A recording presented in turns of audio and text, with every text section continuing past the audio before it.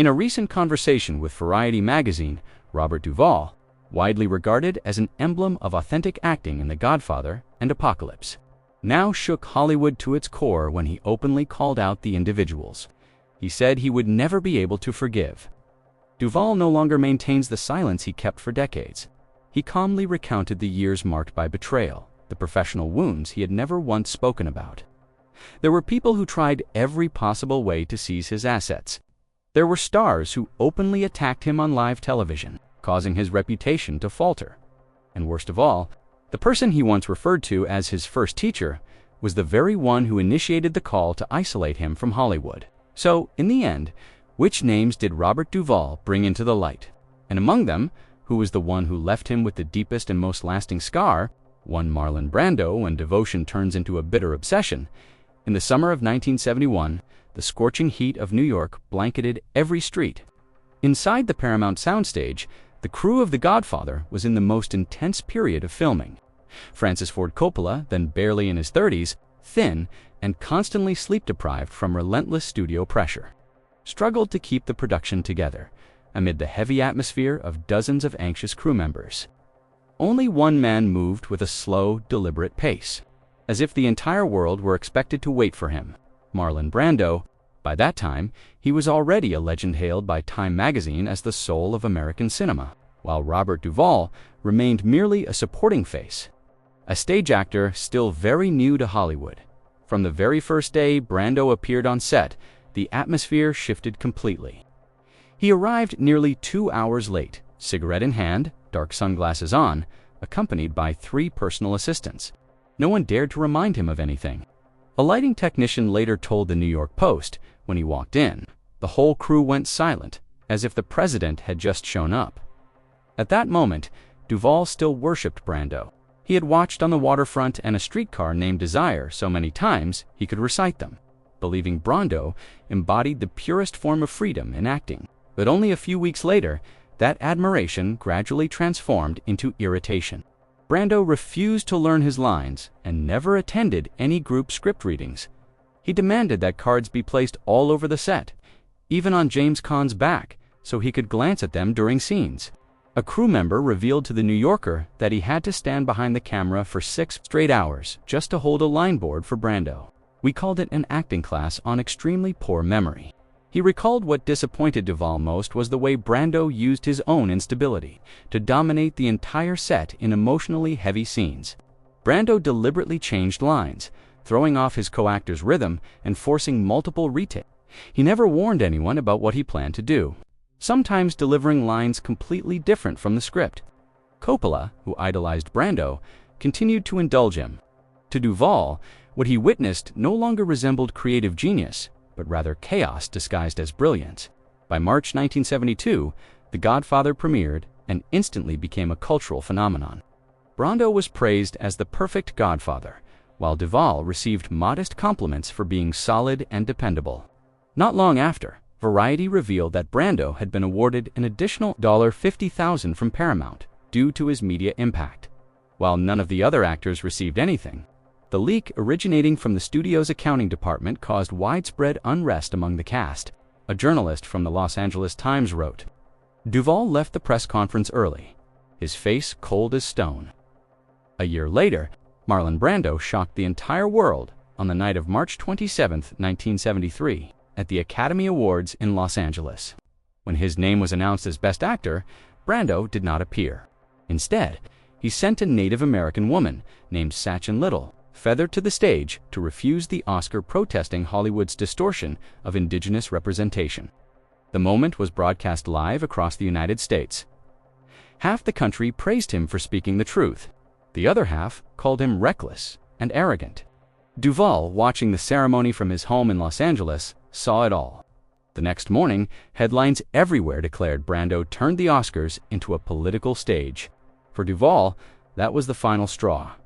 He viewed it as a betrayal of the people who had poured their souls into making the film. From that point on, Brando grew increasingly bizarre. During a 1975 recording of The Tonight Show, he brought a real parrot on set, leaving host Johnny Carson stunned and speechless. In 1978, He expelled a journalist from the Los Angeles Herald from his mansion simply for asking about his weight. Hollywood gradually began to view Brando as a mad genius, while Duvall described it all as a symphony of self-destruction. By 1990, real-life tragedy struck. Brando's son, Christian Brando, shot and killed his sister, Cheyenne's boyfriend, at the family's Beverly Hills home. Special broadcasts from NBC, CNN, and ABC News ran nonstop for a week, leaving America stunned throughout the nearly 2-year trial. Brando sat silently in the courtroom gallery, his hair gray and his face weighed down with exhaustion. He wept when he heard the sentence, 10 years in prison for his son. Broadcasters called it the real-life Corleo tragedy. Christian went to prison. Cheyenne fell into severe depression and later took her own life in Tahiti. Brando lived the rest of his days in isolation, weighing nearly 140 kilograms, avoiding the press entirely. A writer for Esquire once remarked, Brando created a magnificent Don Vito Corleone and then spent the rest of his life becoming that very shadow. When asked about Brando in 1991, Robert Duvall replied with a single brief statement during a press conference in Beverly Hills. Genius. Sometimes it's just chaos shot in close-up. After that, he never spoke Brando's name again. In 2004, Brando passed away in Los Angeles at the age of 80. The funeral, held privately at Hillside Memorial Park, gathered hundreds of stars. But Duvall was nowhere to be seen. A former member of the Godfather crew revealed that Duvall had sent Francis Ford Coppola a plain white card with only 3 words written on it. Let it end, among the dozens of conflicts Duvall had faced throughout his career. Only Marlon Brando managed to evoke in him both deep respect and profound disdain. A fallen monument collapses right before his eyes, leaving Duvall with the haunting fear that talent without discipline inevitably ends in ruin. Yet a few years later, Robert Duvall found himself stepping into another complicated relationship. Not with an aging legend this time, but with the man who once called him brother on the set of The Godfather, Al Pacino. Stanley Kubrick, the emotionless genius who sent chills down Duvall's spine. In the winter of 1980, all of England was wrapped in a thick, icy fog.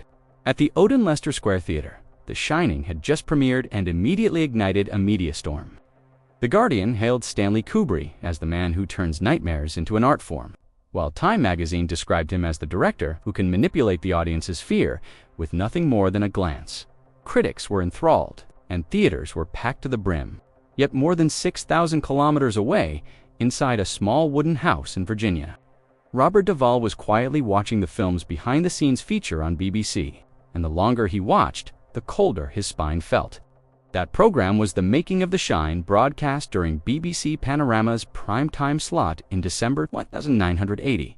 In the footage, Shelley Duvall, the actress who played Wendy Torrance, appeared exhausted, her hair disheveled, dark circles under her eyes, and her hand trembling as she gripped a baseball bat. Kubrick forced her to film the same single scene 127 times, simply because he felt the fear on her face wasn't real enough. Every time Shelley asked for a break, Kubrick responded in an ice-cold tone with just one word: again. A lighting technician revealed in a 2005 interview with The Independent that Shell's hair fell out in clumps every day. She was isolated from the rest of the crew, and she required months of psychological treatment at the private facility when the behind-the-scenes footage aired. Audiences were both stunned and outraged. BBC even called it a masterpiece, paid for with tears. Robert Duvall watched the entire program silently in his living room. A close friend told Vanity Fair that once the TV was switched off, he remained seated for hours, smoking one cigarette after another without getting up to Duvall, who believed that acting should be rooted in empathy. What he saw felt like a torture session captured in close-up on an Arriflex 35mm camera. Few people knew that, just a few months later, Duvall received an unexpected invitation. In February 1981, Stanley Kubrick contacted him through a representative in Los Angeles and asked him to fly to London to discuss the Aryan Papers, a script never publicly released set during World War II in which Kubrick wanted Duvall to portray a conflicted German officer. Duvall agreed to travel to England, partly out of curiosity and partly because he wanted to understand the man he had silently condemned. The meeting took place in Kubrick's small office at Boreham Wood Studios on the outskirts of London. According to notes written by a production assistant, there were only 3 people in the room: Robert Duvall, and his personal assistant, Leon Vitali. There were no laughs, not even a cup of coffee offered. Robert spoke continuously for nearly half an hour about lighting, composition, the rhythm of an actor's breathing, and how to control the audience through the tempo of their nervous system. Duvall never interrupted, simply observing him with quiet caution. A security guard later told The Telegraph that, as Duvall walked out, he turned to his driver and said coldly, "The air in there is colder than a morgue." The Aryan Papers project was eventually canceled. Robert gave no explanation, and Duvall returned to the United States, refusing all future offers of collaboration.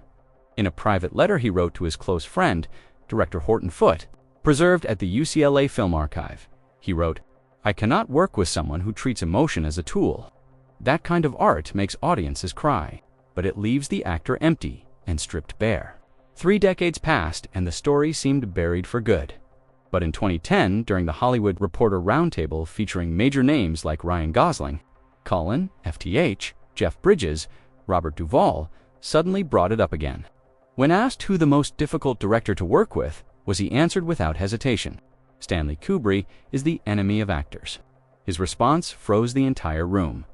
The next day, Variety ran the headline, "Robert Duvall publicly criticizes the legendary Kubrick." The film world immediately split into 2 sides. One group claimed Duvall was old-fashioned and unable to grasp extreme art.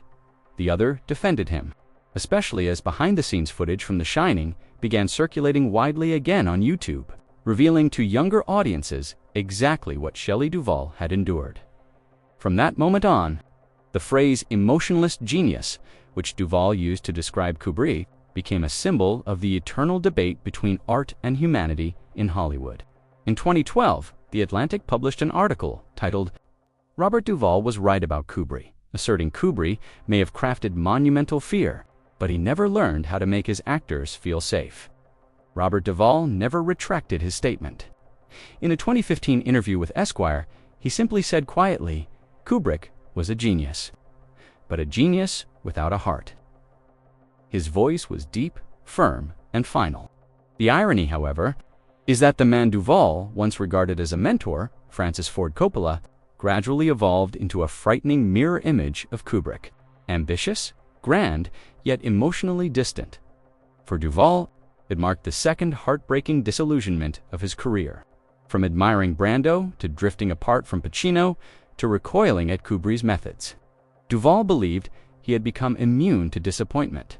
But he was wrong, because the biggest blow came from the very man who helped launch him into legend. Three's Al Pacino. When a trusted colleague turns into an invisible rival. In the mid-1970s, Hollywood had 2 very different types of men who managed to captivate the entire world.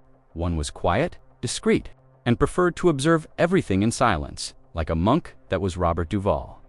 The other was explosive, intense, and could make every eye in the room instantly shift toward him the moment he walked in, Al Pacino. The 2 had once been close friends, almost inseparable during the early 1970s, right when The Godfather was being filmed, according to an old article from the Los Angeles Herald-Examiner. Pacino and Duvall once shared a small apartment in the Beverly Glen area. They ate canned noodles, split the rent, and stayed up late studying their lines together. Duvall helped Pacino adjust every breath while Pacino taught Duvall how to hold the fire of anger in your eyes when the camera sweeps in. They treated each other like true brothers. Behind the scenes of the Godfather parts, people often saw them laughing inside the trailer, sharing lukewarm coffee, and talking about making movies with the heart. Not for fame, but everything shifted after the second film was released in 1974. The Godfather. The son turned Al Pacino into an international superstar. He appeared everywhere on the covers of Time, Rolling Stone, and People. Meanwhile, Duvall, though praised as the most reliable man on screen, chose to retreat from the noise. He went back to his farm in Virginia, raised horses, read plays, and only accepted roles he genuinely cared about. Those 2 opposite paths created an invisible distance neither of them wanted to acknowledge. By 1989, Paramount officially announced the production of The Godfather Part Thursday. Hollywood erupted. Variety called it the reunion of the century. Coppola wanted the original cast back, and both Pacino and Duvall were invited to return. The initial negotiations went smoothly until the contract numbers appeared. According to The Hollywood Reporter, Paramount offered Al Pacino $5 million plus 5% of the box office profits, while Robert Duvall was offered only $1 million less than 15th of what Pacino would receive. The news leaked quickly and appeared on the front page of Variety on September 4, 1989. Paramount bets on Pacino leaving Duvall behind. Inside the studio, tension grew heavier. A communications employee recalled that Duvall read the contract 3 times, said nothing throughout the entire meeting, and then stood up and walked out. A few days later, he sent a fax to Coppola with a brief message. "I don't want to return just to be someone's backdrop." When Duvall's withdrawal was confirmed, the New York Post described it as a heartbreaking crack in a legendary wall. The character Tom Hagen, the moral backbone of the first 2 films, was removed entirely from the script and reduced to a single line of dialogue. Some reports even claimed that Coppola tried to persuade Pacino to lower his salary so they could keep Duvall, but he refused. An investigative piece from Entertainment Weekly later quoted an anonymous Paramount employee saying, "Pacino simply said, 'That's the studio's business, not mine.'" The remark sparked fierce debate. People began to compare the 2 men, one who chose fame and one who chose principle. On December 20, 1990, The Godfather Part, The 3, premiered at Mann's Chinese Theater in Los Angeles. Every major cast member attended except Robert Duvall. According to the Los Angeles Times, he flew back to Virginia that very morning to stay away from the press. A close friend said he couldn't bear hearing the theme music without seeing Tom Hagen's face. The film was a commercial success, but critics deemed it a chapter without a soul. The Chicago Tribune wrote, "When Duvall left, The Godfather lost the voice of reason." Afterward, Duvall nearly vanished from Hollywood's frenzy, returning only for smaller, quieter works like Tender Mercies or The Apostle. Pacino, on the other hand, kept rising, living under flashing cameras and constant headlines about his personal relationships. By the mid-2000s, tabloids like People and Page Six mentioned Pacino almost monthly. From his romance with Diane Keaton to his relationship with Beverly D'Angelo to the young actress Lucilla Sola, each woman brought a new story and a new headline. Meanwhile, Robert Duvall, who despised showiness, increasingly avoided every question about the old friend Pacino. In June 2023, Hollywood was shaken once again. TMZ and the Daily Mail simultaneously reported that Al Pacino, at 83, was expecting a child with his 29-year-old girlfriend, nor Alf. Morning talk shows on ABC and E! News ran the story nonstop. A month later, at the backstage area of the AFI Lifetime Achievement Award ceremony in Los Angeles, a Vanity Fair journalist spotted Robert Duvall sitting quietly in one of the back rows. Avoiding the cameras, a former assistant revealed that he simply shook his head and left the auditorium. Before Pacino walked onto the stage to receive his honor, the 2 men would never meet again at the 2011 Academy Awards. During the event, celebrating a reunion of The Godfather, the cameras captured Pacino and Duvall standing less than 3 meters apart, yet neither glanced at the other. The entire room applauded while the 2 men who once called each other brothers stood like parallel shadows, never crossing, even for a second. The media called it a silent war lasting half a century. No shouting, no public attacks, just a void neither man chose to fill.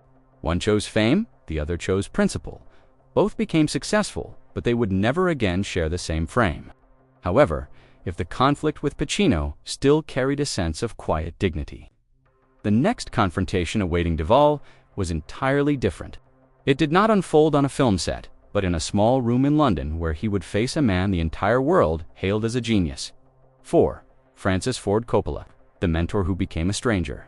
In the early 1970s, during Hollywood's most dazzling era, there were hardly any director-actor partnerships. Considered more in sync and more trusting than Francis Ford Coppola and Robert Duvall, the 2 first met in 1971 during a small audition at Paramount Studio in Los Angeles. Coppola, then only 32 years old, took one look at Duvall and immediately turned to producer Albert S. Ruddy, saying, "That is exactly the Tom Hagen I've been looking for." That single sentence lifted Duvall. than just an unknown stage actor from the shadows of New York, straight into the ranks of international stars. The Godfather in 1972 not only transformed American cinema, but also bonded the two men with a unique connection, part mentor, student, and part brotherhood. Coppola often invited Duvall to his home in San Francisco, where they would share dinner, listen to jazz, and discuss how to bring silence into performance. To Duvall, Coppola was a true mentor, someone who convinced him that cinema could surpass the limits of any individual. But glory always brings its own trials. In 1976, Coppola began filming Apocalypse Now in the Philippines, a production often described as hell captured through a 3.5 Mippier lens. Duvall played Lieutenant Colonel Kilgore, a bizarre yet mesmerizing character whose line would become immortal. "I love the smell of napalm in the morning." The filming environment resembled a miniature war zone. Coppola rented real military helicopters from the Philippine Army, detonated actual bombs on Baylor Beach, and built an entire military camp right in the dense jungles of Luzon. Temperatures soared above 40°C, humidity hovered near 100%. A single shooting day could stretch to 18 hours, amid deafening explosions and the suffocating smell of nopal smoke.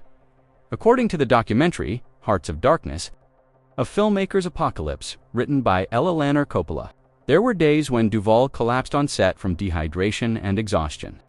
Yet Coppola still insisted on doing it again because the light wasn't real enough. A cinematographer told the Los Angeles Times Duvall threw up blood, just a little, and still got back on the horse to reshoot that same scene in the afternoon. No one dared object. When production was completed in 1979, Apocalypse Now became a cinematic legend. Coppola received the Palme d'Or at Cannes, and Duvall was praised as the soul of the film. Yet, his name was pushed to the bottom of the Oscar nominations list. The New York Times wrote, "This is Coppola's film, but the heart belongs to Duvall," a compliment that was both grand and bittersweet. From that moment, their mentor-student relationship began to fracture. Duvall quietly kept his distance while Coppola dove headfirst into new projects. By 1989, Coppola invited Duvall to return for the Godfather party. Everyone assumed it would be a legendary reunion until the contract numbers surfaced. Paramount offered Duvall only $1 million, while Al Pacino received $5 million plus 5% of the box office profits. Duvall felt deeply undervalued. When he asked for renegotiation, the studio sent back a simple response through his agent: no additional increase. On September 5th in 1989, Variety ran a headline: Duvall refuses Godfather 3 overpaid dispute. The news spread rapidly across Hollywood. In a brief interview with the Los Angeles Times, Duvall said, "I won't act in a movie about family if that family does not respect each other." The quote became a headline throughout the industry, viewed as the final shot that ended one of American cinema's most iconic partnerships.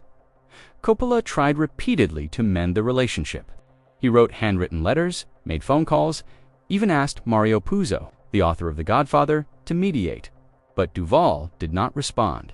In October 1991, at a fundraising event in Napa Valley, the two unexpectedly crossed paths.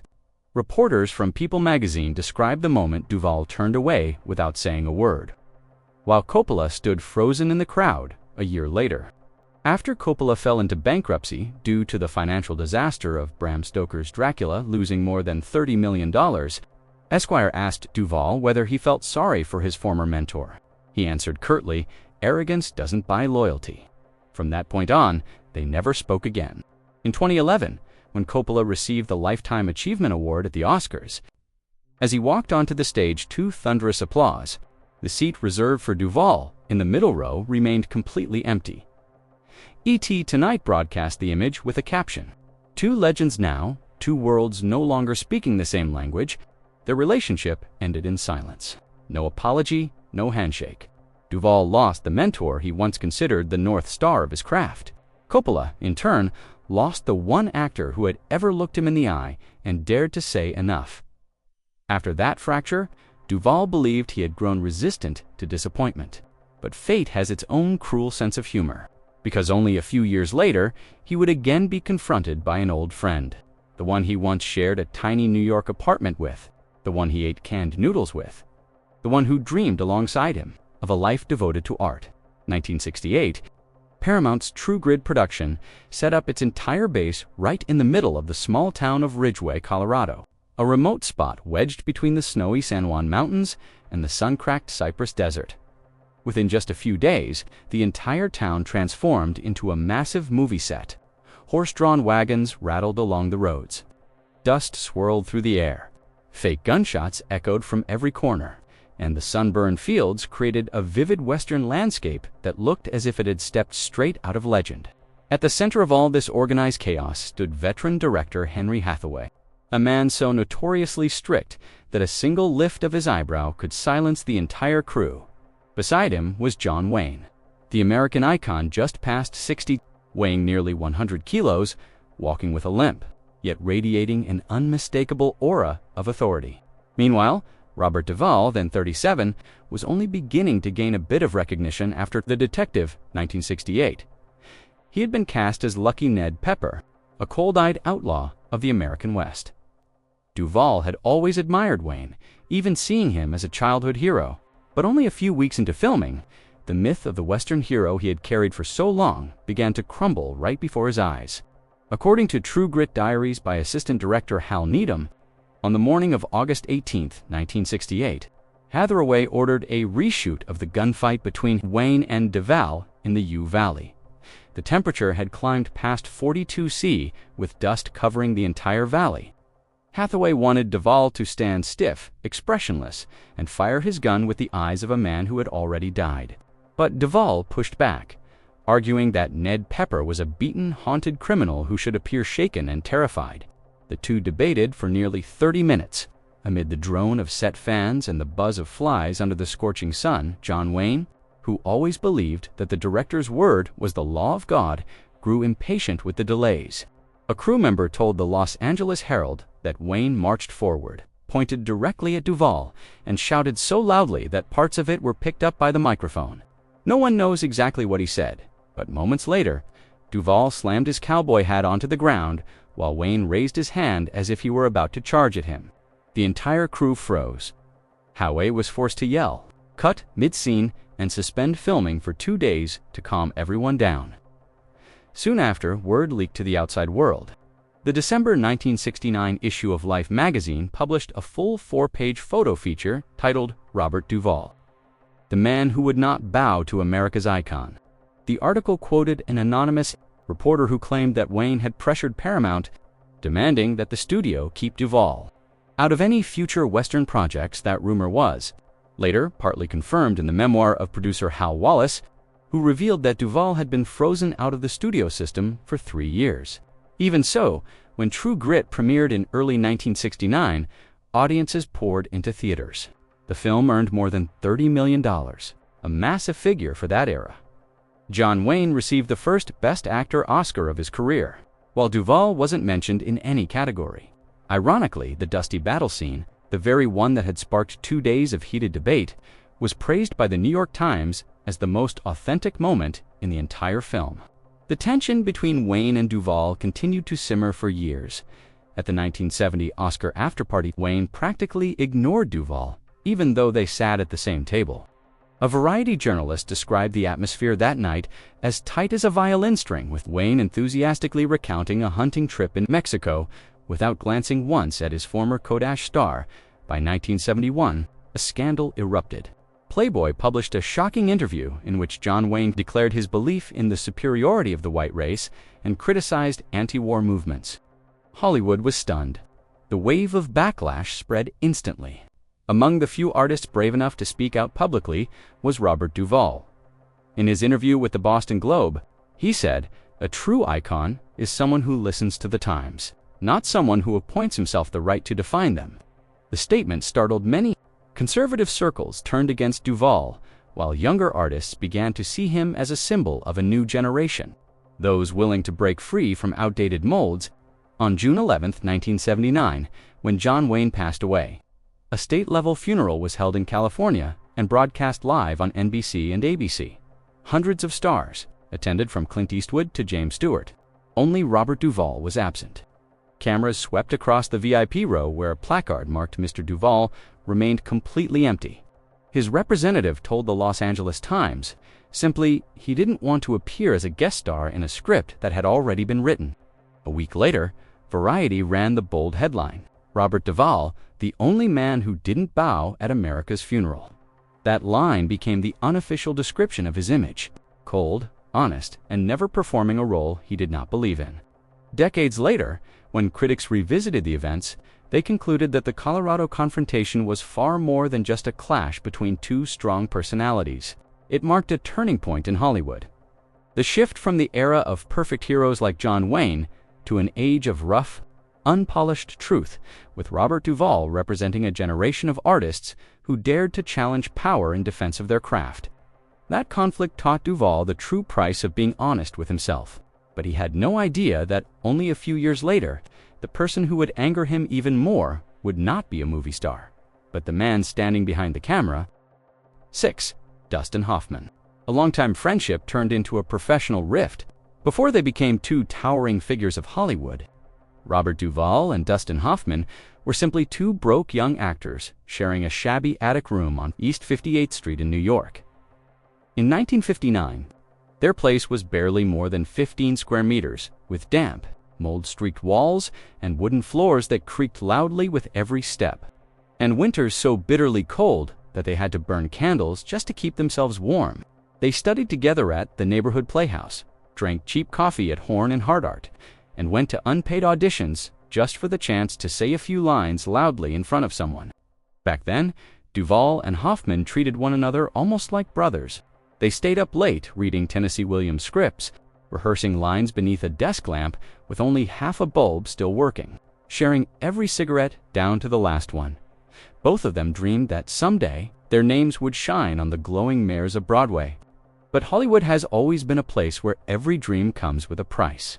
In 1967, Dustin Hoffman suddenly became a nationwide sensation with The Graduate, directed by Mike Nichols. Overnight, he became the icon of an entire generation. The man who broke the American notion of what a handsome movie star was supposed to be. Time magazine put him on the cover with the line, "The anti-star who became a star." Meanwhile, Duvall was still struggling with small supporting roles on television and making ends meet by teaching acting at night. From that moment on, Hoffman changed dramatically.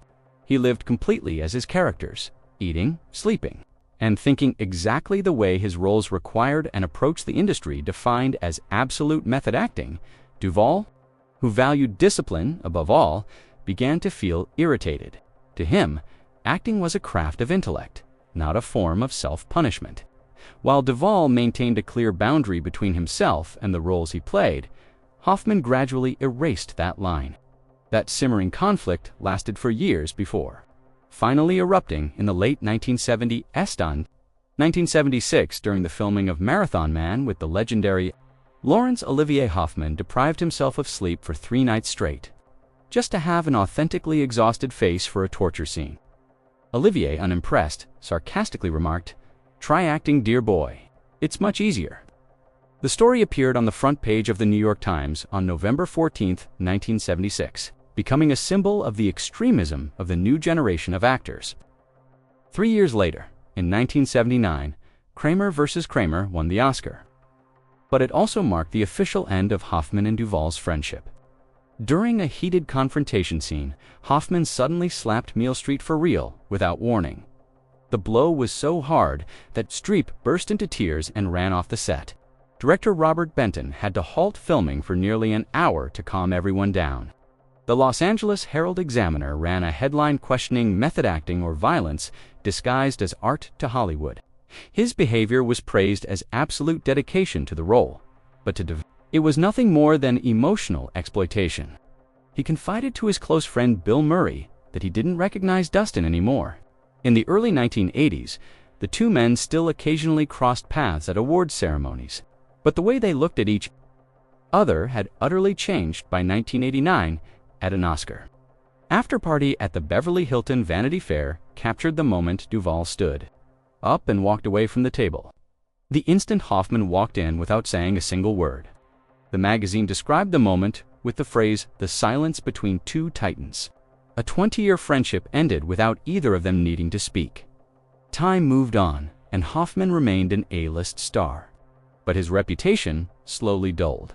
By 2017, when Hollywood was shaken by a wave of scandals, his name appeared everywhere again.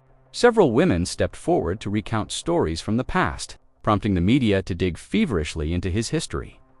The Hollywood, Reporter Variety, and The Guardian all published articles thousands of words long. Around the same time, Robert Duvall, now well into his 80s, was invited to a panel hosted by the American Film Institute, AFI, in Los Angeles. When the host asked about ethical boundaries in the art of acting, Duvall did not mention anyone by name. He simply replied softly, "Some people forget that actors borrow life to tell stories, but they do not have the right to possess it." The entire auditorium fell silent, then erupted into thunderous applause.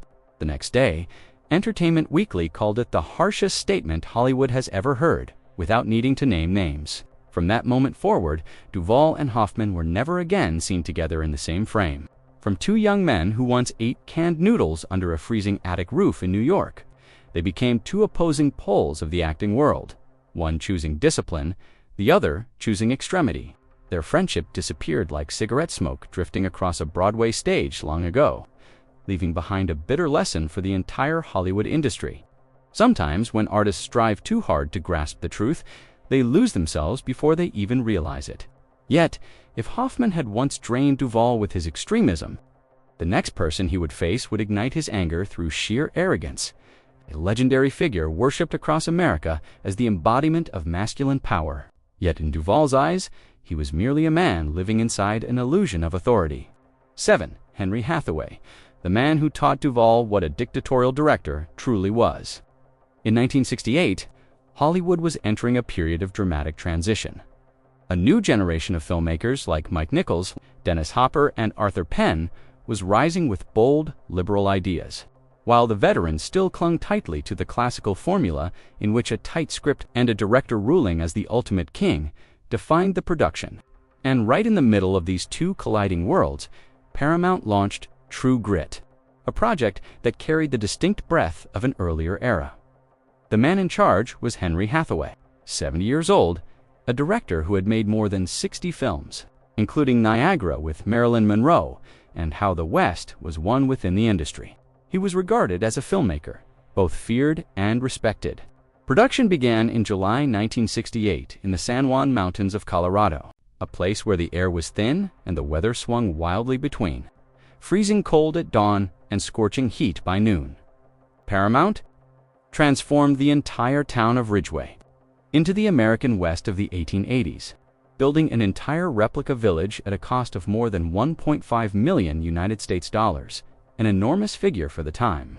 Over 200 crew members worked under Hathaway's command, a man who carried a walnut with directing stick everywhere and tapped it hard on the ground each time he issued an order. At 37, Robert Duvall had just stepped out of the shadow of supporting roles like the one in To Kill a Mockingbird and was eager to prove himself. He was cast as Ned Pepper, a ruthless outlaw. Before the cameras rolled, Duvall studied real Western criminal records and even read Billy the Kid's journal to understand the mindset of men who lived beyond the law. But all that preparation hit a wall the moment he came face to face with the force named Henry Hathaway. Hathaway had absolutely no tolerance for actors creating freely. He believed that every emotion must be controlled by the director's lens. In the Paramount Diaries of 1970, a lighting technician wrote, "He yelled from morning to night, even threw his directing stick into the prop barrel whenever anyone made a mistake." Duvall, who despised being forced into anything, reacted immediately. Tension erupted on September 12, 1968. During the final showdown scene between Ned Pepper and Rooster Cogburn, John Wayne, Hathaway wanted Duvall to stand perfectly still, never blink, and radiate the coldness of sharpened steel. Duvall pushed back, insisting that his character was a man moments away from death and should visibly show fear.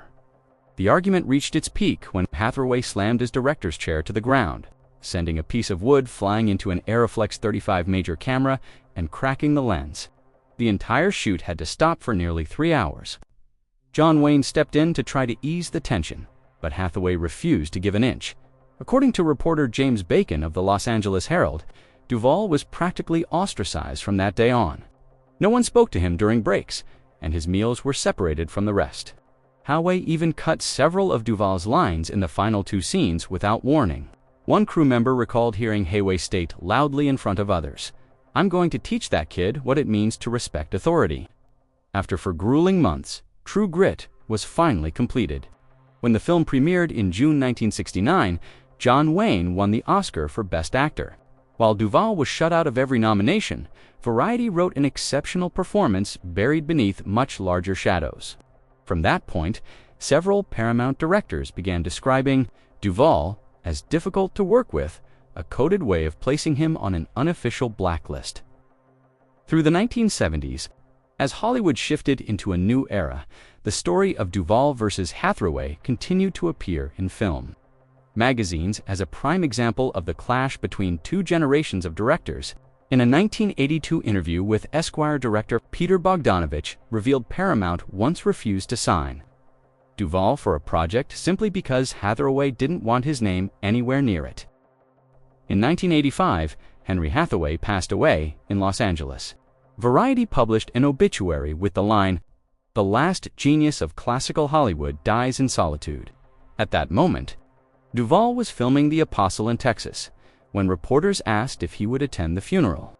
He merely shook his head and replied, "No need to reopen old matters." Later, in a rare interview with The New Yorker when asked about True Grit, Duvall fell silent for a long time before softly saying, "That was the film that taught me how precious freedom is. No one has the right to command another person's emotions." From Henry Hathaway, he learned a bitter truth. A great director is not the one who issues orders, but the one who truly listens to their actors. Halway represented the old guard, rigid, closed-off, authoritarian. Yet the next figure who entered Duvall's life came from the new generation, someone who seemed like an ally at first, but ultimately turned his greatest triumph into one of the most brutal hidden battles of his career. 8. Bruce Barrow. When winning an Oscar brought no peace. Texas spring of 1982. Under the scorching heat of the Waco Plains, the crew of Tender Mercies hastily set up a small wooden church by the highway. It was inside that modest structure that Robert Duvall, playing Max Sledge, a washed-up country singer, would sing on the wings of a dove in what would later be remembered as one of the most emotional moments in American cinema of that decade. No one on set could have imagined that only minutes after filming the scene, a quiet confrontation between Duvall and director Bruce Beresford would ignite one that would simmer and stretch all the way to the Oscars 2 years later. At the time, Beresford had just entered his early 40s. Newly arrived in the United States after the resounding success of Breaker Morant in Australia, he was the kind of filmmaker obsessed with precision. Every camera movement had to land on the exact beat, and every shadow had to fall perfectly within the frame. In contrast, Robert Duvall, already one of Hollywood's most respected veterans, believed that cinema should be grounded in genuine emotion, in spontaneity, and even in the small imperfections that come from being human. From the very first day on set, these 2 entirely opposing philosophies clashed. According to the Dallas Morning News on April 15, 1982, the conflict began right in the opening scene. Beresford instructed Duvall to slow down to match the editing rhythm, and Duvall immediately pushed back. A crew member later said that after that day, Duvall began filming certain scenes with a second unit team whenever the main director wasn't required to act, considered a major violation of etiquette in Hollywood. The tension reached its breaking point during the church sequence, the same scene that the New York Times would later call the soul of the film. Duvall wanted to shoot at 5 a.m. using the natural, soft, blue-gray dawn light of Texas. Beresford, however, insisted on waiting until evening because warm, yellow light would look more beautiful for the film. Their argument dragged on until midnight without resolution. The next morning, before the director arrived, Duvall quietly called the second unit crew and shot the scene on his own. When Beresford discovered what happened, he erupted in anger and returned to his hotel in Austin, leaving more than 30 crew members. Waiting for half a day, Universal had to send a representative to mediate the situation. But ironically, the very rebellious scene Duvall filmed became a pivotal moment in the final cut. As Variety wrote in March 1984, it is the realest moment in the film. A slight tremble of humanity caught in the early morning light, something only Duvall could have created. Even after filming wrapped, the strain between the two men didn't fade. Duvall requested involvement in the editing process, fearing that his performance would be flattened, but Universal refused. The news leaked, prompting Esquire to run the headline. Duvall shut out of the editing room for his own defining role. The studio quickly denied the report, but within Hollywood, it was clear that the relationship between the actor and the director had deteriorated to its lowest point. In March 1984, Tender Mercies made an unexpected mark on history. The modest $4.5 million film won 2 Academy Awards, including Best Actor for Robert Duvall. That night, inside the Dorothy Chandler Pavilion in Los Angeles, Duvall stepped on stage in a simple brown suit, bowed and thanked screenwriter Horton Foote and the Texas crew, but notably did not mention Bruce Barry. The auditorium fell silent for a few seconds. The next morning, The Hollywood Reporter published a bold headline: "A cold slap at the Oscars, Duvall leaves out his director." The media quickly pounced. The Sydney Morning Herald even sent a reporter to the United States to interview Barry. When asked about Duvall's omission, he simply said, "I respect him, but we will never be able to work together again." That brief response only fueled the rumors further. The Los Angeles Times published a 3-page analysis titled, "The Oscars Cannot Heal the Cracks Behind the Scenes." Meanwhile, Duvall chose silence. He turned down invitations to appear on post-Oscar talk shows and retreated to his Virginia ranch for months. Many believed he realized that the victory brought no peace at all, and only exposed the bitter truth that in the film industry, a successful movie, inevitably, creates winners and losers, and the fractures are often unavoidable.